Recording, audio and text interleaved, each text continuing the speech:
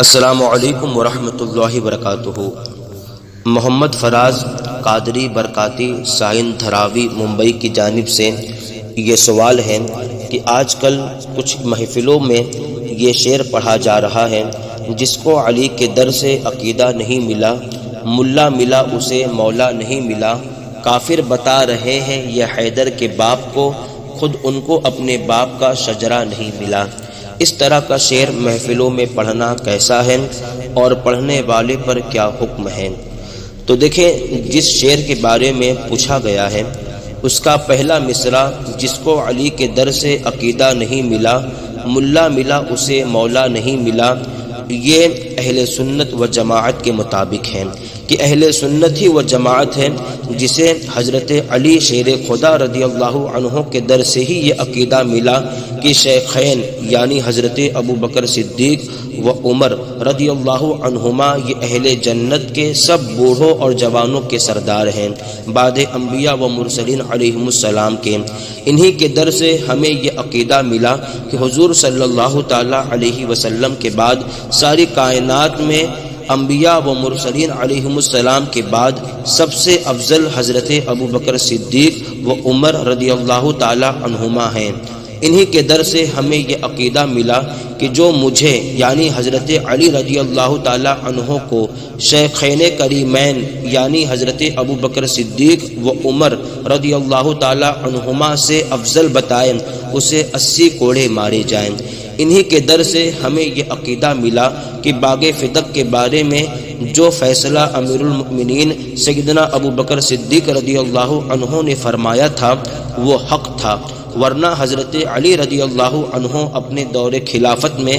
ضرور اس کی وراثت تقسیم فرماتے۔ انہی کے در سے ہمیں یہ عقیدہ ملا کہ خلیفہ اول امیر المؤمنین سیدنا ابو بکر صدیق، خلیفہ دوم امیر المؤمنین سیدنا عمر، خلیفہ سوم امیر المؤمنین سیدنا عثمان غنی رضی اللہ تعالی عنہم ہیں۔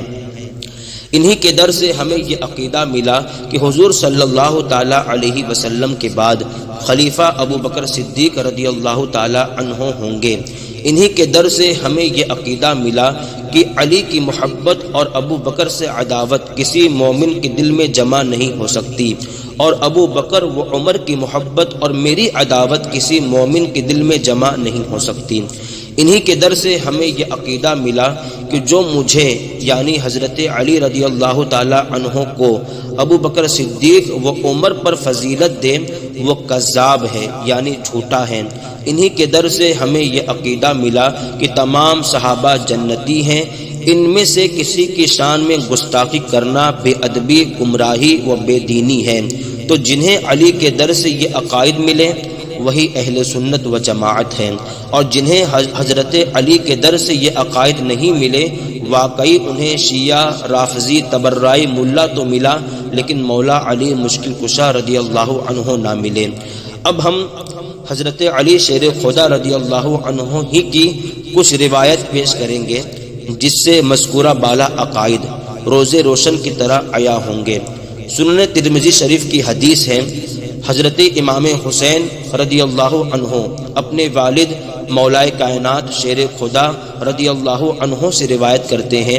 کہ میں حضور صلی اللہ تعالی علیہ وسلم کی بارگاہ میں حاضر تھا کہ ابو بکر و عمر سامنے آئے۔ حضور صلی اللہ تعالی علیہ وسلم نے ارشاد فرمایا کہ علی یہ دونوں سردار ہیں اہل جنت کے سب بوڑھوں اور جوانوں کے بعد انبیاء و مرسلین علیہم السلام کے۔ یہ حدیث سنن ترمذی کتاب المناقب کے اندر موجود ہے۔ صحیح بخاری شریف کی حدیث ہے، حضرت محمد بن حنفیہ یہ حضرت علی شیر خدا رضی اللہ عنہ کے بیٹے ہیں۔ حضرت محمد بن حنفیہ رضی اللہ عنہ یہ اپنے والد حضرت امیر المؤمنین سیدنا علی مرتضی رضی اللہ عنہ سے روایت کرتے ہیں کہ میں نے اپنے والد امیر المؤمنین مولا علی رضی اللہ عنہ سے عرض کیا کہ رسول اکرم صلی اللہ علیہ وسلم کے بعد سب آدمیوں سے بہتر کون ہیں؟ تو آپ نے ارشاد فرمایا ابو بکر۔ میں نے عرض کیا پھر کون؟ فرمایا عمر رضی اللہ عنہما۔ یہ حدیث صحیح بخاری شریف کے اندر موجود ہے۔ اور الصواعق المحرقہ جو کہ علامہ ابن حجر الحیتمی المکی کی تالیف ہے، اس کے اندر موجود ہے حضرت امیر المؤمنین حضرت علی رضی اللہ عنہ فرماتے ہیں جسے میں پاؤں گا کہ شیخین یعنی حضرت ابو بکر و عمر رضی اللہ عنہما سے مجھے افضل بتاتا ہے تو میں اسے مفتری یعنی افطرا اور بہتان لگانے والے کی حد ماروں گا کہ 80 کوڑے ہیں۔ یہ روایت الصواعق المحرقہ کے اندر موجود ہے۔ صحیح بخاری شریف میں ہے، حضرت مالک بن اوس رضی اللہ عنہ سے مروی ہے کہ مجمع صحابہ جن میں حضرت عباس، حضرت عثمان، حضرت علی، حضرت عبد الرحمن بن عوف، حضرت زبیر بن عوام اور سعد ابن وقاص رضی اللہ تعالی عنہم موجود تھے کہ حضرت عمر رضی اللہ تعالی عنہ فرماتے ہیں کہ حضرت عمر رضی اللہ عنہ نے فرمایا کہ میں آپ لوگوں کو خدائے تعالیٰ کی قسم دیتا ہوں کہ جس کے حکم سے زمین و آسمان قائم ہیں، کیا آپ لوگ جانتے ہیں کہ رسول اکرم صلی اللہ علیہ وسلم نے فرمایا ہے کہ ہم کسی کو وارث نہیں بناتے، ہم جو چھوڑیں وہ صدقہ ہے؟ تو ان لوگوں نے کہا بے شک حضور صلی اللہ تعالی علیہ وسلم نے ایسا فرمایا ہے۔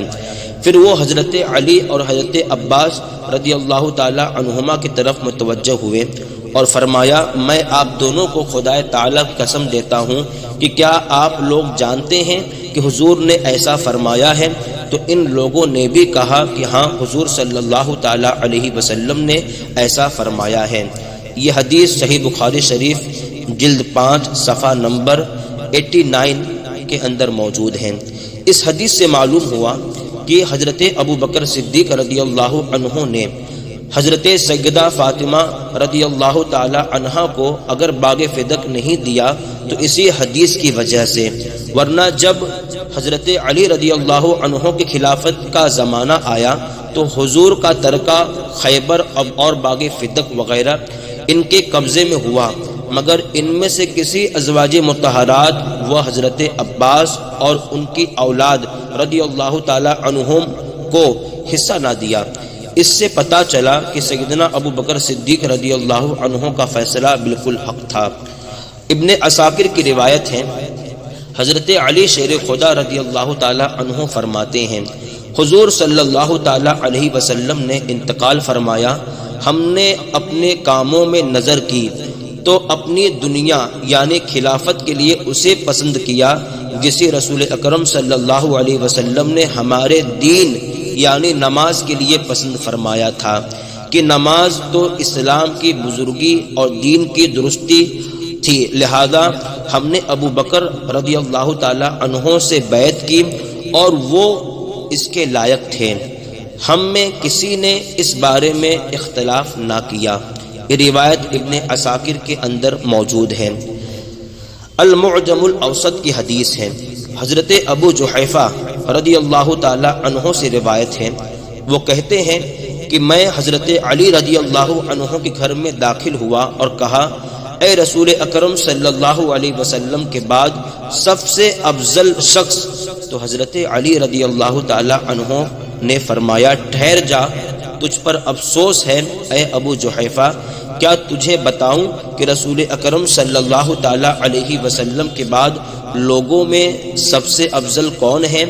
آپ نے فرمایا وہ حضرت ابو بکر و عمر رضی اللہ تعالی عنہما ہیں۔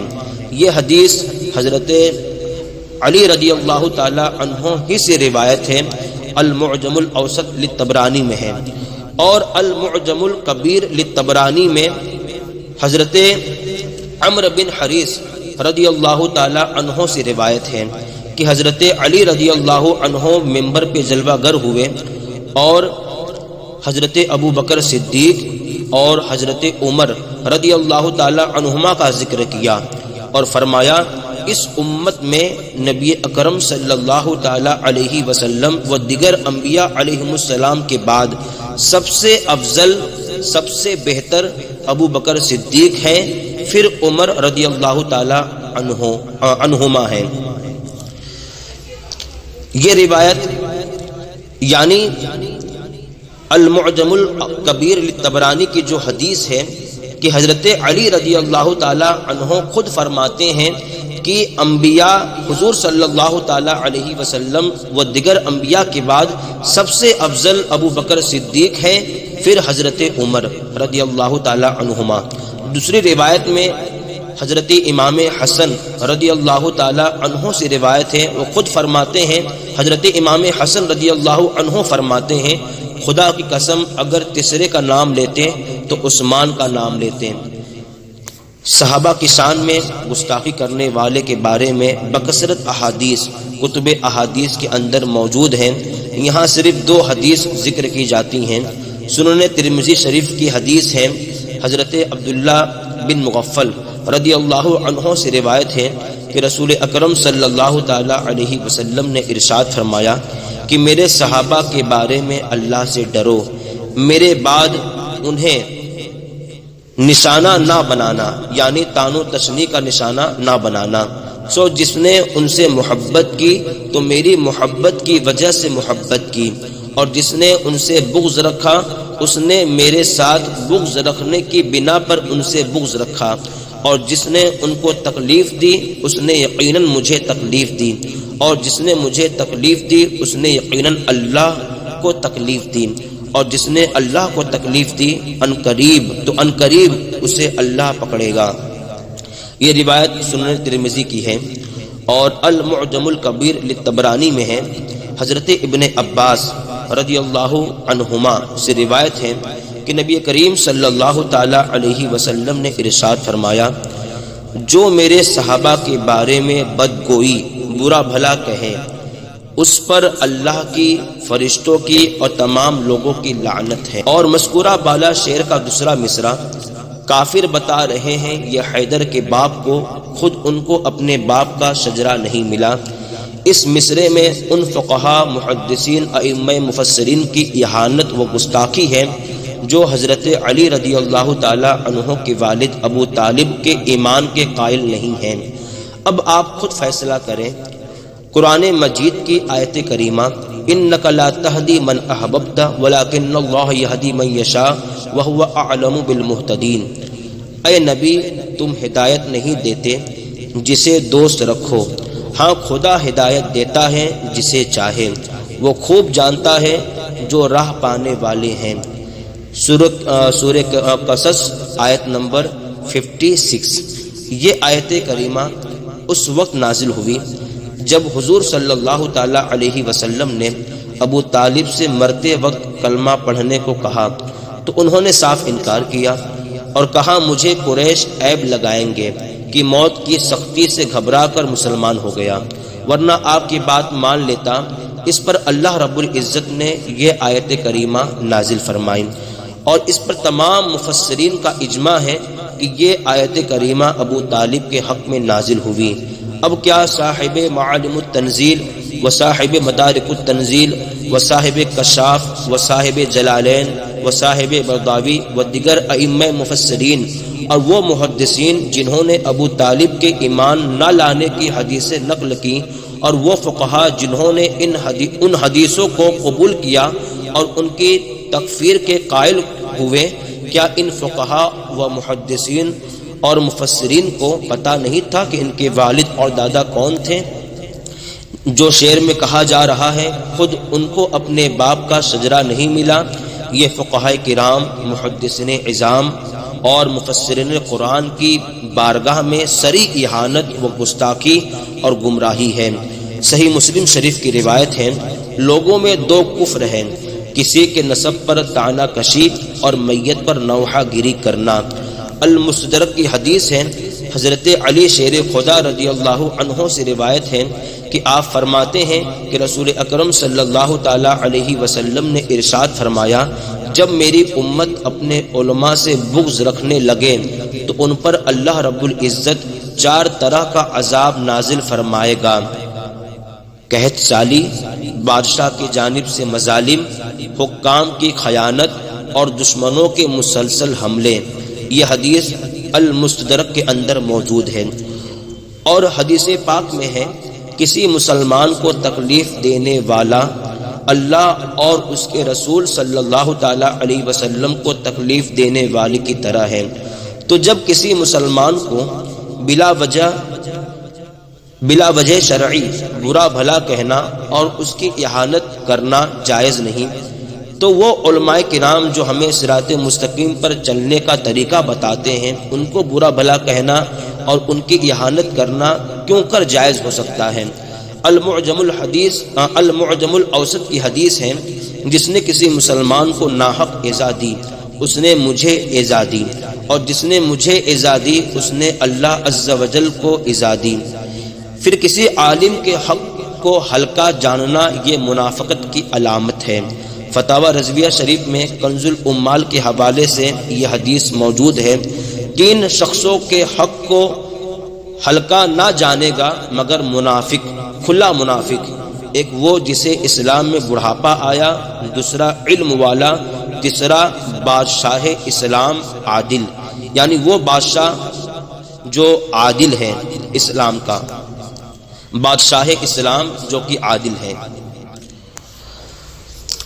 اور اعلیٰ حضرت امام اہل سنت رضی اللہ تعالی عنہ فتاوی رضویہ شریف میں